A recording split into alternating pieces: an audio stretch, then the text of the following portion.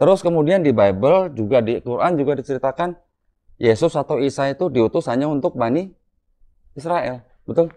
Iya. Betul. Ciri-cirinya sama kan? Lahir tanpa ayah kandung. Betul? Iya, betul. Kalau Yusuf kan bukan ayah kandung. Di Bible juga begitu ceritanya. Jadi ciri-cirinya sama. Terus kemudian Yesus dan Isa itu ciri-cirinya satu lagi. Dia datang bukan untuk meniadakan hukum Taurat. Oke. Ya. Sama kan? Sama, menggenapi. Jadi udah banyak tuh ciri-ciri yang sama tuh. Oke. Jadi hanya karena di dalam perspektif Kristen yang menganggap atau menyembah Yesus sebagai Tuhan, terus di perspektifnya Islam menganggap bahwa Isa itu hanya nabi utusan Allah. Perspektif yang berbeda. Satu hal yang sering diperdebatkan adalah sebenarnya Yesus itu siapa? Orang Kristen percaya bahwa Yesus itu adalah Allah dan Tuhan dalam pengertian setinggi-tingginya. Tetapi orang Islam hanya menganggap dia manusia biasa, dia seorang nabi, atau dia seorang utusan Allah saja. Dan orang saksi Yehova percaya lebih baik daripada Islam. Mereka mengangkat Yesus lebih tinggi dari yang Islam nilai tentang dia. Mereka percaya bahwa Yesus itu adalah penghulu malaikat Mikael. Dia ciptaan pertama, pribadi terbesar di dunia di bawah Allah Bapa. Tapi kekristenan yang Alkitabiah tidak percaya demikian. Kita didasarkan pada kitab suci, kita percaya bahwa Yesus itu adalah Tuhan dan Allah dalam pengertian setinggi-tingginya. Orang-orang Islam sebagian menuduh bahwa Yesus baru dijadikan Tuhan pada tahun 325 pada sidang Konsili Nisea. Itu seperti pandangannya Irene Handono, juga Zakir Naik dan sejenis mereka lah ya. Tetapi jelas itu adalah pandangan yang menunjukkan bahwa orang yang mengeluarkan pandangan tersebut adalah orang yang buta sejarah. Kalau kita bicara tentang Yesus itu adalah Tuhan dan Allah, maka sebenarnya dalam perjanjian lama sendiri itu juga sudah bicara bahwa Yesus itu adalah Allah. Nubuatan yang terkenal terkait dengan Yesus itu adalah Yesaya 9 ayat yang kelima yang berbunyi, sebab seorang anak telah lahir untuk kita, seorang putra telah diberikan untuk kita, lambang pemerintahan ada di atas bahunya, dan namanya disebutkan orang penasihat ajaib, Allah yang perkasa, Bapa yang kekal, Raja damai. Nah, ini adalah nubuatan tentang Yesus. Ada yang menolak karena di situ dikatakan sebab seorang anak telah lahir. Kalau itu nubuatan tentang Yesus seharusnya akan lahir, tapi di situ dikatakan telah lahir. Memang kalau kita membaca dalam pengertian kita begitu, tapi kalau pengertian orang Ibrani, sesuatu yang pasti terjadi di masa akan datang, saking pastinya dianggap sebagai sudah terjadi. Karena itu tetap itu adalah nubuatan tentang Yesus, dan secara eksplisit dikatakan namanya disebutkan orang Allah yang perkasa. Bahasa Ibrani adalah El Gibor. Kalau Yesus hanya malaikat, bagaimana dia disebut sebagai Allah yang perkasa?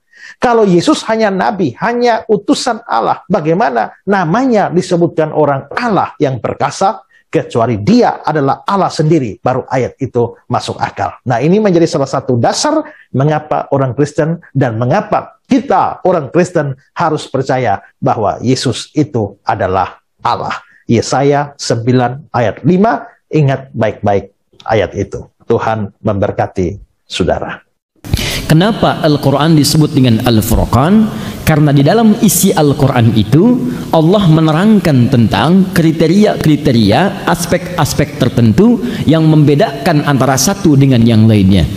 Apa di antara contohnya? Misal, di dalam Al-Quran Allah bedakan antara sifat-sifat Khalik dengan makhluk. Apa tujuannya? Untuk memudahkan kita kemudian ketika akan menguatkan keyakinan kita tentang ketuhanan Allah Subhanahu wa taala. Jadi kalau ada yang menyoal Anda, kenapa Anda memilih Islam? Kenapa Anda menetapkan Tuhannya Allah? Anda bisa menjelaskan.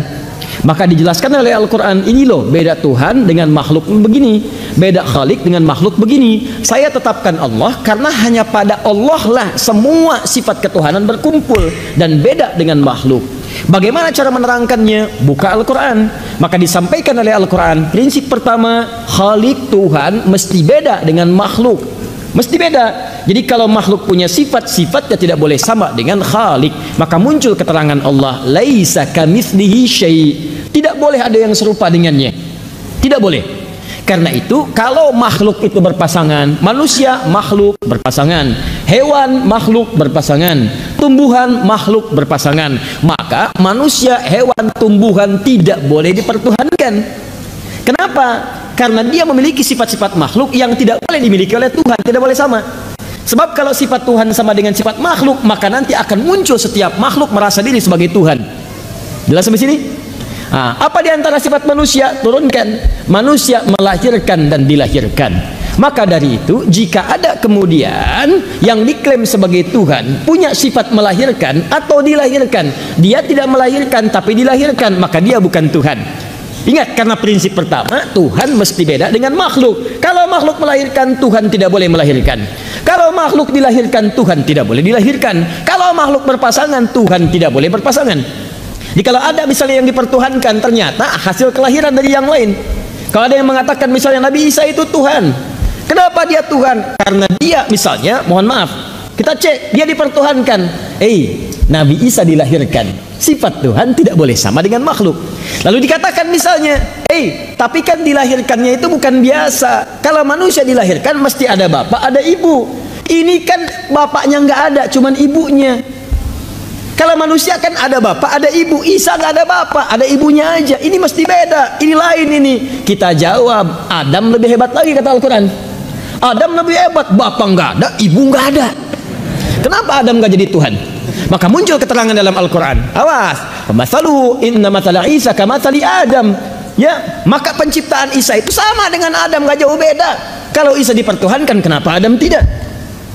Jelas sampai sini? Itu indah sekali Quran itu. Ada lagi yang protes, oh tidak, Isa itu punya sifat lain yang Adam nggak bisa. Apa itu? Menghidupkan yang mati. Adam nggak bisa, Isa bisa. Turun lagi keterangan Quran, dibedain lagi. Ada yang lebih canggih menghidupkannya, namanya Nabi Ibrahim. Turun Quran surah kedua Al-Baqarah ayat 260, paling kiri sebelah atas. Wa idz qala Ibrahim rabbi arini kaifa tuhyil mauta. Ketika Ibrahim mohon kepada Allah, ya Allah tunjukkan kepadaku bagaimana cara menghidupkan yang mati. Maka diizinkan oleh Allah, lebih canggih. Kalau Nabi Isa dipanggil, hidup dengan izin Allah, biiznillah, hidup. Udah gitu meninggal lagi. Nabi Ibrahim tidak. Begitu hidup dicincang dulu tuh. Cincang dulu tuh. Lihat kalimat Qurannya. Wa idz qala Ibrahim rabbi arini kaifa tuhyil mauta. Qala awalam tu'min? Qala bala walakin liyatma'inna qalbi. Qala fakhudh arba'atan minat thair. Hei Ibrahim, ambil 4 contoh makhluk Allah. Apa itu? Burung. 4 langsung sekaligus. Nabi Isa 1, Nabi Ibrahim 4 langsung. Setelah itu apa? Fasurhunna. Kemudian tebarkan di setiap bukit, pindahin. Gini. 1, 2, 3, 4 bukit. Nabi Isa di dekat sini. Yesus, Nabi Isa, Mesias dekat sini. Pukul kuburan, bangkit. Nabi Ibrahim tebar di 4 bukit, beda bukit. Cincang dulu burungnya, dicincang dulu. Jadi sudah dicincang, sudah habis semuanya, panggil. Tsumma du'hunna yatina kasa'ya. Panggil. Nabi Isa manggil. Betul manggil Nabi Isa. Hei kamu hidup dengan izin Allah. Nabi Ibrahim mengucapkan kalimat yang sama. Hei yang telah saya cincang, hidup dengan izin Allah. Yatina kasa'ya. 4-4-nya terbang lagi. Canggih mana? Nabi Ibrahim, Nabi Isa? Nabi Ibrahim, Nabi Isa dipanggil dekat, Nabi Ibrahim dipisahkan 4 bukit. Nabi Isa, teman-teman sekalian, maaf, mayatnya sudah meninggal dunia, dikubur, dipanggil bangkit. Nabi Ibrahim alaihissalam baru dicincang begini, cincang dulu sampai habis, nyatu lagi. Nabi Isa 1, Nabi Ibrahim 4. Pertanyaan saya, kenapa Nabi Ibrahim tidak dipertuhankan? Tuh, itu Anda temukan dalam Al-Quran. Ini bukan ingin menyoal yang lain, tidak. Dan jangan ada kesan untuk melecehkan orang lain, tidak. Dan indah sekali Al-Quran. Saat Anda menerangkan ini, maka jangan ada motif untuk menjelekkan dan menghina orang lain, tidak boleh. Termasuk melecehkan kepercayaan orang, silahkan, tidak. Jangan lakukan, jangan melecehkan orang, jangan celah orang, tidak. Tugas kita itu menerangkan, kalau ditanya bisa jawab. Itu maksudnya. Dan dengan itu dakwah muncul. Maka turun Quran surah ke-6 ayat 108. Indah sekali. Wala tasubbul ladzina yad'una min dunillahi fayasubbullaha bighairi ilm. Hei kalian yang telah beriman, jangan mencela orang lain ya, yang mungkin menuhankan yang lain. Nanti khawatirnya ketika kalian cela, dia mencela Allah tanpa sepengetahuan dia tentang hakikat Allah. Indah, jangan cela, cukup terangkan, kalau ditanya bisa jawab. Jadi kalau ada orang ngajak-ngajak, ngasih biskuit, ngasih sarung, ngasih Indomie, Anda bisa ngajak. Ya, jadi Anda bisa paham, ngajak lagi dia kepada keyakinan Anda, jawab. Kalau ditanya kenapa milih Allah, jawab. Kenapa nggak ikut Isa, jawab. Kenapa nggak ikut ini, jawab. Jadi Anda bisa menjawab. Itu yang disebut dengan Furqan namanya. Pertanyaan saya, dari sekian lama kita berislam, pernah nggak menggali nilai-nilai itu? Sekarang orang sibuk bicarakan ini, bicarakan itu, bicarakan ini, tidak sadar bahwa banyak orang-orang yang telah menghasut dan menjauhkan kita dari keyakinan keislaman kita. Pelan-pelan dipretel itu. Dan sekarang banyak, coba silahkan cek. Bagaimana ada orang-orang yang membawa tanpa terasa, kemusyrikan mulai datang, dibawa ke tempat ibadah orang lain. Kemudian ada lagi paham yang Allahu Akbar, hati-hati dengan paham-paham semacam ini. Awas, awas, ada paham sepilis. Tahu sepilis artinya? Sekuler, liberal, pluralisme. Di antara paham pluralisme itu menyamakan semua agama sama. Ya, caranya beda-beda menuju Tuhan yang sama. Itu kepercayaan baru tuh. Ya, hati-hati itu, hati-hati dengan yang seperti itu. Semua dianggap sama. Ya kalau dianggap sama, kenapa Anda pilih beda? Ya kalau dianggap sama, kenapa memilih berbeda? Ini paham semacam ini, maaf ya, sebodoh-bodohnya orang jahiliyah, sebodoh-bodohnya orang jahiliyah tidak pernah punya paham seperti ini. Sepintar-pintar orang sekarang melakukan sesuatu yang tidak pernah dikenal oleh jahiliyah. Ini pertanyaan saya, bodoh mana gitu dengan zaman jahiliyah itu? Silahkan cek, orang jahiliyah itu sebodoh-bodohnya. Waktu Nabi berdakwah, mereka datang kepada Nabi, ngajak Nabi, malam-malam datang, ya Muhammad SAW, kita nggak usah berselisih, kita nggak usah berperang, kita emang beda, ngaku kita emang beda, tapi jangan perbedaan ini menjadikan kita berperang. Udah gini aja deh, malam ini kami nyembah Tuhan kamu, besok-besok kamu nyembah Tuhan kita. Cuman mereka mengatakan kita memang beda tuh. Maka setelah itu turun surah Al-Kafirun, qul ya ayyuhal kafirun la a'budu ma ta'budun wala antum 'abiduna ma wala ana 'abidum ma. Tuh, terus sampai lakum dinukum waliyadin ujungnya, sampai ujungnya. Dan itulah keindahan toleransi dalam Islam. Hei, dan bahasanya lembut sekali, menggunakan bahasa yang sangat elok, sopan. Makanya ketika disebutkan kalimat ini, Abu Jahal, Abu Lahab nggak pada marah. Apa kalimatnya? Kafir. Kata Allah turun ayat, katakan hei orang-orang kafir. Tuh, Abu Jahal, Abu Lahab dan abu-abu yang lain itu saat itu betul. Ini saya tidak bercanda, saya serius. Abu Lahab, Abu Jahal, yang lain-lainnya itu pakar bahasa Arab. Mereka bersyair bisa, orang jahiliyah, bahasa Arabnya paling fasih. Disebut kafir, nggak marah tuh. Hei orang-orang kafir, iya tuh. Orang sekarang, Abu yang sekarang tuh agak beda. Benar, saya serius. Itu bahasa Arab nggak bisa. Silakan tanya, nggak bisa. Ya, paham bahasa Arab nggak ngerti, baca Quran berantakan. Ya, hadis tidak paham. Dan seterusnya. Kemudian dipanggil kafir, marah. Ya, yang paling menarik bukan dia yang dipanggil, kok dia yang marah gitu. Itu kan agak aneh itu. Ya, itu kan agak aneh. Dan itu sebetulnya kalimat kafir itu kalimat sopan sekali. Dari kata kafar, sesuatu yang terhalang, tertutup, yang tak nampak, diserap ke dalam bahasa Inggris di cover. Cover ini menutup isinya sehingga tak tampak, terhalang. Kalau Anda sengaja menutup diri sehingga tidak ingin tampak di hadapan banyak orang, saya tutup wajah saya sekarang. Kelihatan? Maka ketika Anda menutup wajah Anda, bukan saya misal, ketika Anda tutup wajah Anda begini supaya tak nampak, itu bahasa Arab disebut dengan kafir. Orang-orang yang menutup supaya tidak tampak, gak tembus tuh pandangan kepada Anda. Kenapa orang-orang dulu disebut dengan kafir? Bahasa sopan. Hei orang-orang yang masih menutup diri dari hidayah Allah Subhanahu wa ta'ala, yang belum mau menerima hidayah, belum menerima isyarah Islam.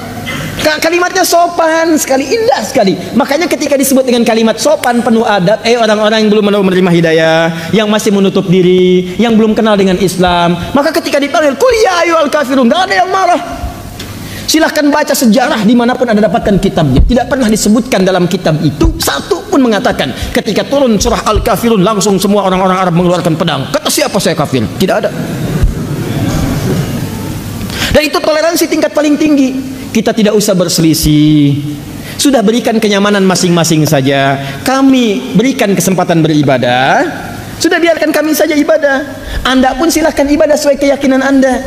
Nggak usah saling berselisih. Kalau Anda meminta keterangan kenapa kami ibadah begini, kami jelaskan. Dan toleransi yang paling indah dalam beribadah itu zero tolerance. Lakum dinukum waliyadin. Anda silahkan dengan yang Anda yakini, kami dengan yang kami yakini. Kami nggak boleh paksa Anda. La ikraha fiddin. Itu. Kami nggak pengen maksa. Cuman kalau Anda tanya, kami jelaskan.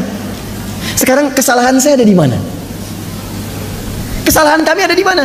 Kami nggak pernah paksa Anda. Kami nggak nuntut Anda ibadah dengan kami pula. Kami pun tidak memaksa Anda ikut dengan kami. Kami malah menawarkan kalau ingin ibadah silahkan aja. Kami hanya terangkan begini, begini, begini. Kami ibadah seperti ini. Salahnya di mana? Dan kalimatnya indah. Nggak pernah Anda direndahkan di situ. Nggak ada kalimat hewan. Anda tidak disebut misalnya kambing, sapi, domba dan sebagainya. Anda tidak disebut tersesat. Anda tidak disebut misalnya macam-macam. Tidak ada. Silahkan cek. Kalimatnya indah. Dan itulah bahasa Al-Quran. Dakwah dengan hikmah, akhlak, kalimat-kalimat yang indah. Itu Anda temukan dalam Al-Quran. Gak boleh mencela, tapi ketika diterangkan punya jawaban. Harus begitu. Di keyakinan itu kuat. Fa'lam annahu la ilaha illallah. Quran surah 47 ayat 19. Mesti punya ilmu untuk menetapkan tiada Tuhan selain Allah. Jadi kalau ditanya, jawab. Ini sudah nggak bisa jawab, Indomie diterima. Indah lagi. Tuhan kita itu tidak semurah Indomie. Jelas. Nah, itu contoh yang pertama. Kalau Anda nanti bahas lagi banyak contohnya. Banyak. Nah, contoh kedua misal, apa bedanya orang munafik dengan orang yang taat? Orang yang taat dengan orang ahli maksiat. Kalau Anda ingin lihat ciri-ciri orang munafik, gak kelihatan. Kadang bergaul dengan kita, kadang-kadang kalimatnya menarik, retorikanya begitu cantik kayak yang benar, padahal itu musuh yang paling nyata.